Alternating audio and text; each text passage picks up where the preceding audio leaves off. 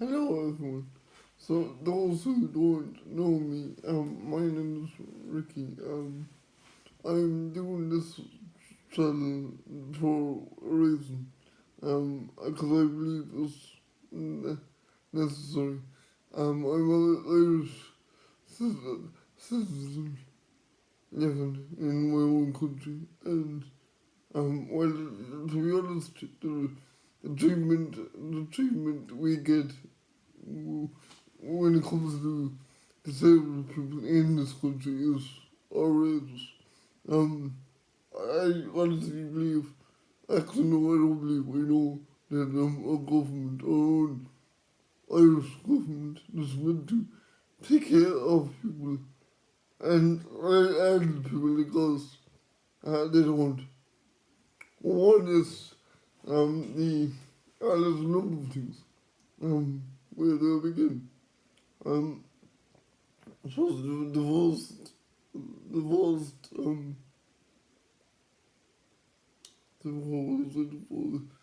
where I will begin is with the local transport. Now I know the local transport in Ireland for a lot of people is okay, but when it comes to people like us, not so good.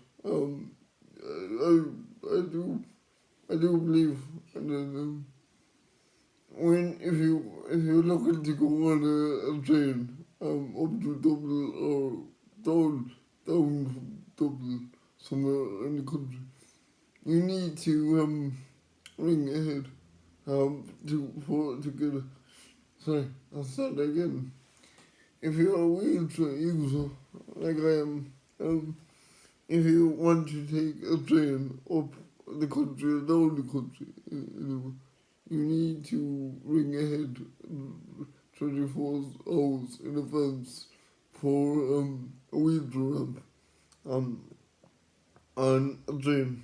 Now, to be honest, this doesn't make any bit of sense because that's what when it comes to the buses, the public buses, it's the opposite.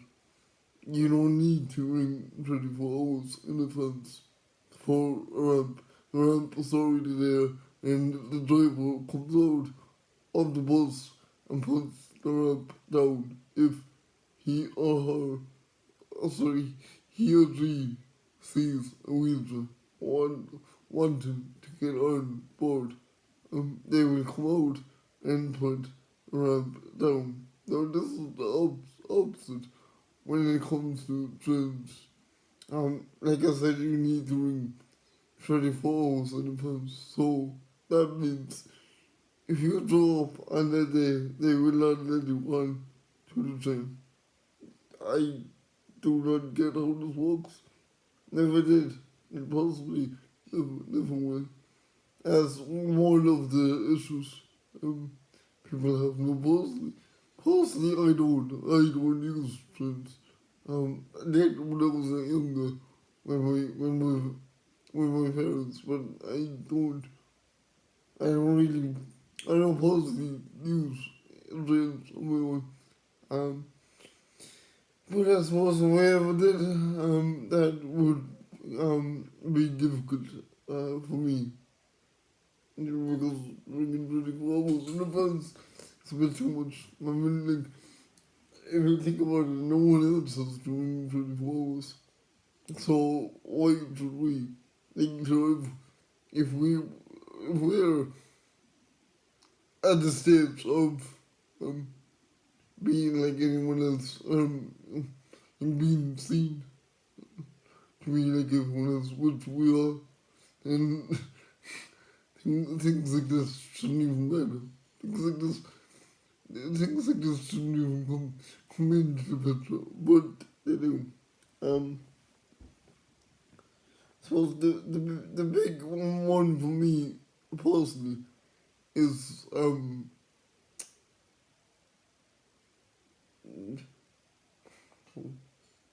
what's the word I would use? Public want to say disorder, but that's for what I'm on about. For public blocking, you see, public blocking. So what I mean by that is, where I live is a small town, small village, but we get a lot of tourists in every every summer. People come out from all over the country to our little part of the country because it's nice, lovely in the summer, in the summer. But when that happens, the number of cars blocking the footpaths, and we kind of footpaths over here, are unreal. They're unreal. Now the thing is, eh, earlier on, I said in this video that our government doesn't care about us, and this is why I believe so. Um, I I actually had a call to if that's the right word to use. I pretty much spoke out against this. I tried to. I'm still trying to. So first of all, I tried to um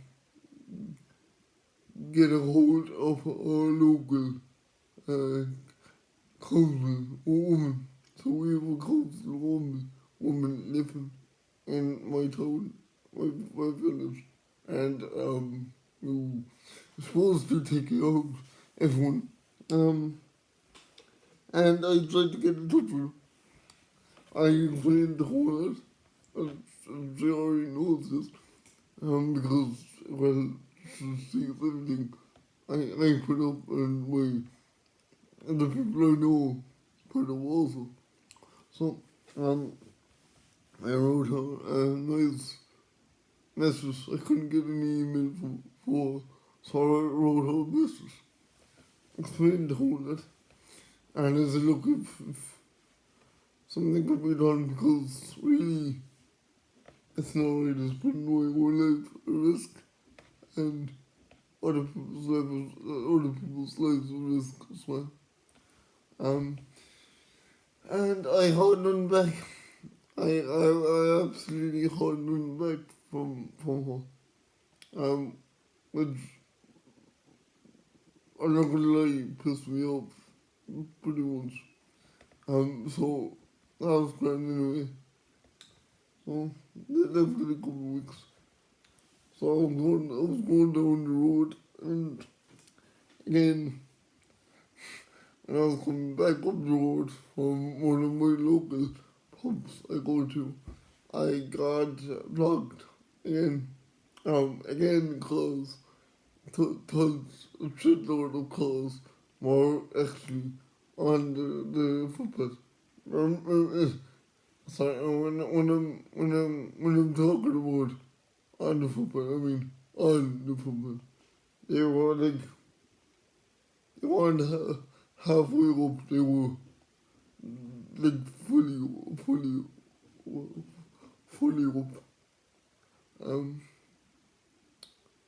so yeah, I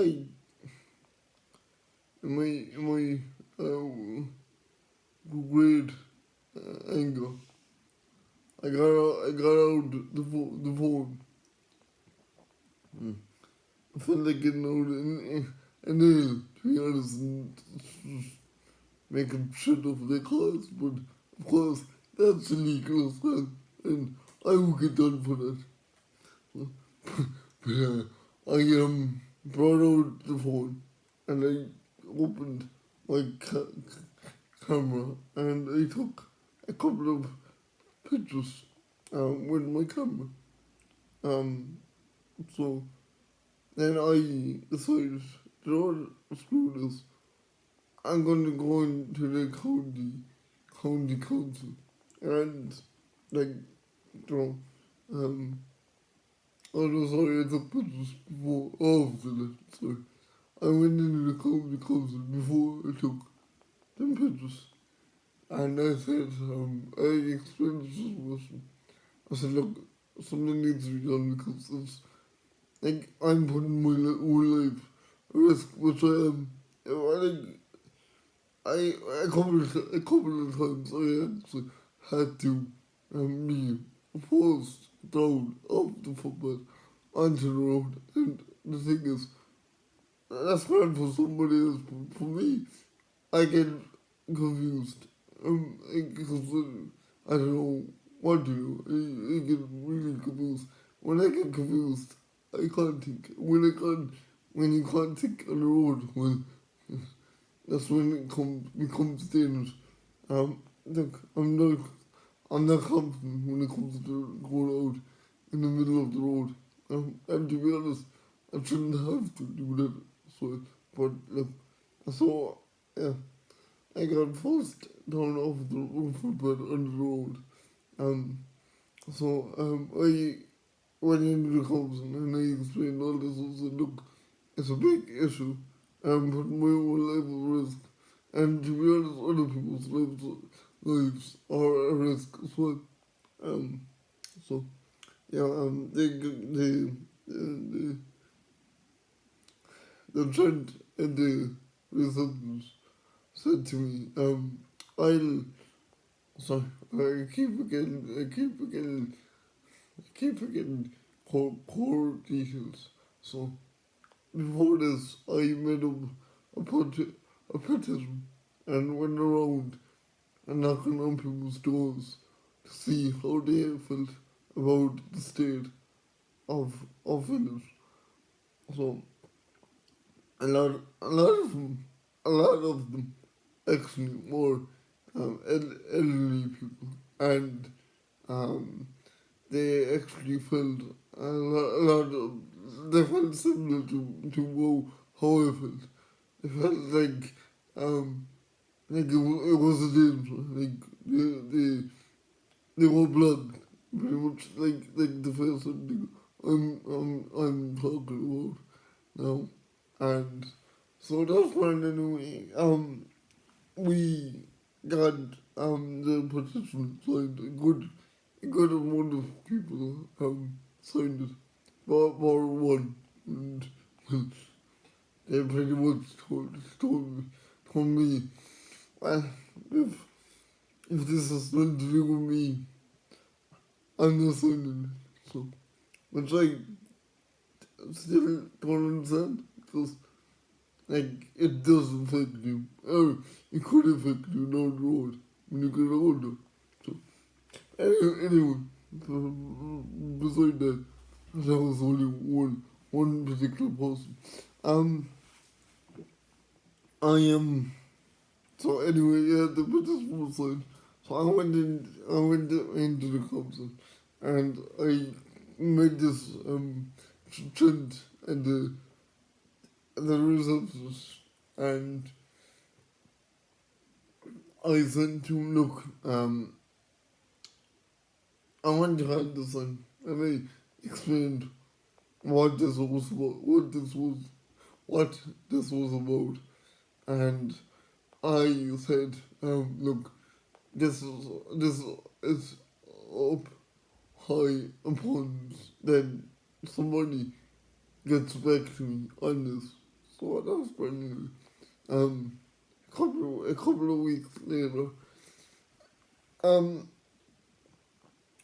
and another guy from the council emailed me to give him a phone call.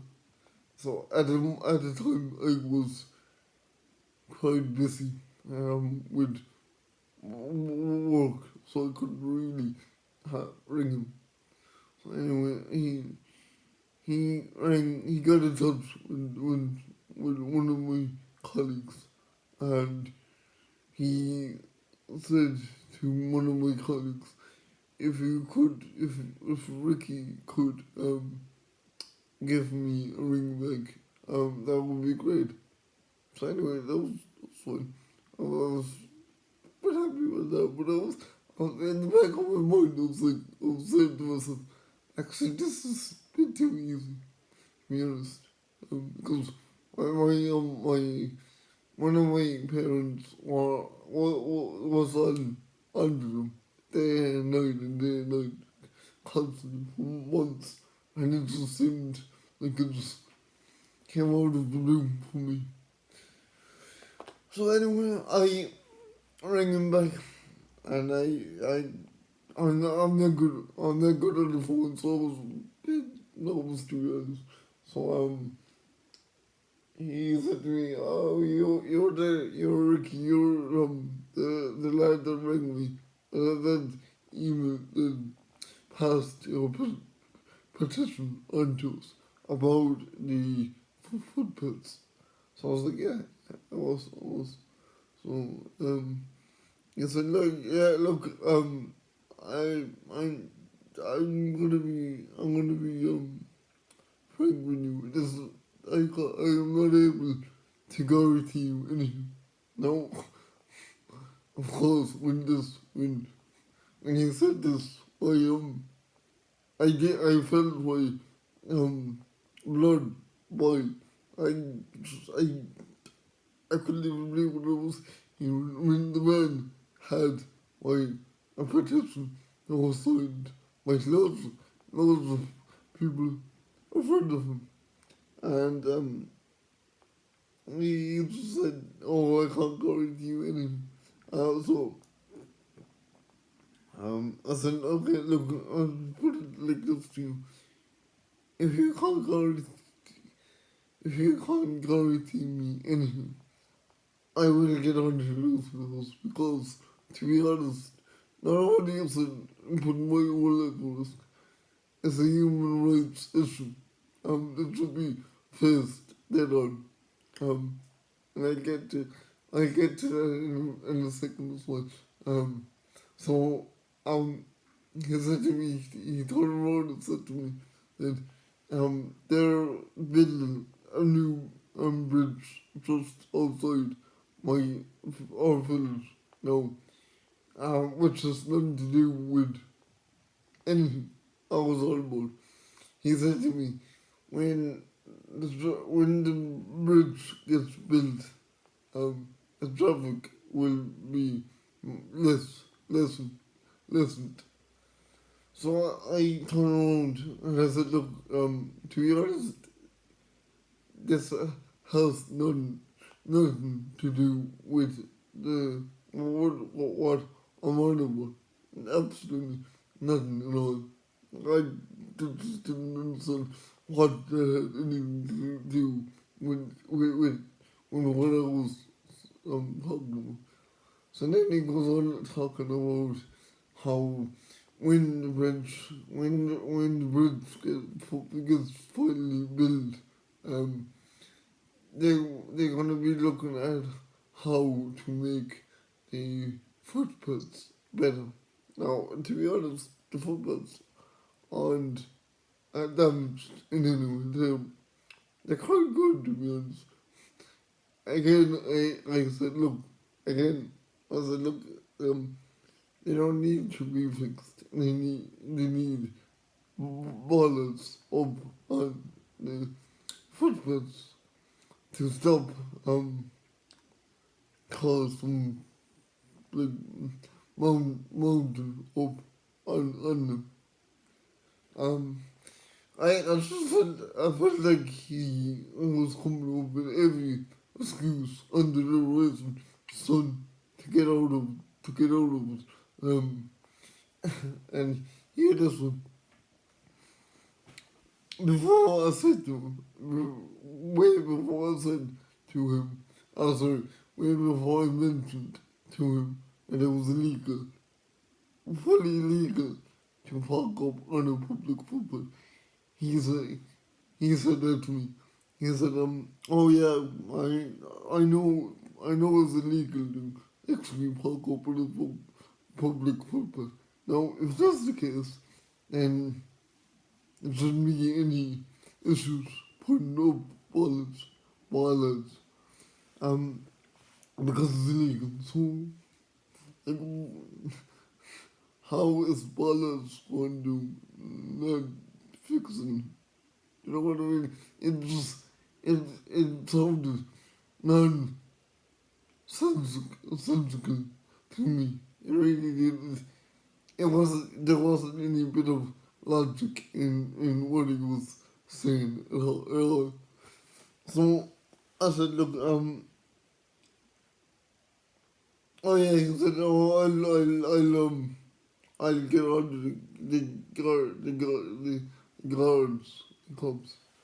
And I said, hang on one second, we did this, and it didn't fix the thing. They said to us that this was your issue, your problem, that it wasn't theirs.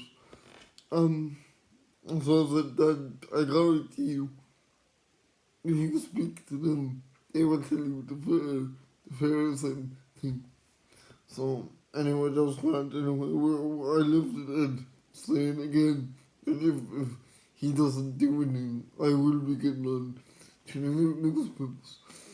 So anyway, um, I waited a couple of days and I said to us, I'll send in the email. So I sent an email to him. And I said to him, look, go ahead with getting on to the Gotti about about it. But I guarantee you, they will say the same exact thing that they told us. And when that happens, I want something done about this, otherwise I will be getting other listens. And if they don't listen, I will be protesting outside your offices. I will do everything in my power to make this happen. I said, because one, it's a massive human rights issue. I should have every right to go where I want to go and need to go in this country of ours without any problems. And secondly of all, secondly of all, this is putting my life at risk by going out in the middle of the road. So that's where I left it. So I'm still waiting to see will anything happen. Now I'm reluctant to believe that anything will happen. So what I'm doing, what I'm planning on doing is taking more pictures of the barriers of his in my village, and I'm gonna hand them pictures in to the council, and I say the same thing as I said before, and say, look, I'm gonna give you one until I'm gonna wait until this new bridge is done, and again, if none happens, uh, I want to get on the newspapers about this, and that's what I'm going to do. So, and I suppose the other thing is, I suppose there's loads of things, but I suppose I will leave it there for the time being. But I suppose we could talk for hours and hours about different issues, different obstacles. I actually took a head count, a head count of the people that's affected by this. And where I work, there's a number of people affected. There's loads. I believe there's 16 of us, and if more two, so that would be 14. I think I'm not good with maths. So 14 people alone, and where I'm working, are affected by this alone. And there's only one area, so I can imagine um a um different counties. So I know that in Dublin, because we're linked to Dublin as well. But I do know from Dublin there's a lot more people um who have disabilities affected by these things in Dublin. So again, it's another part of the country where they're affected, and there is it's not only footpaths. Again, there's transport and also local access to buildings. So um, yeah, so I'm actually thinking of doing this podcast to highlight to everyone about the way our government treats us and looks at us. So I don't know will it do any good, but look, it might, and if it does, all the better. So thank you.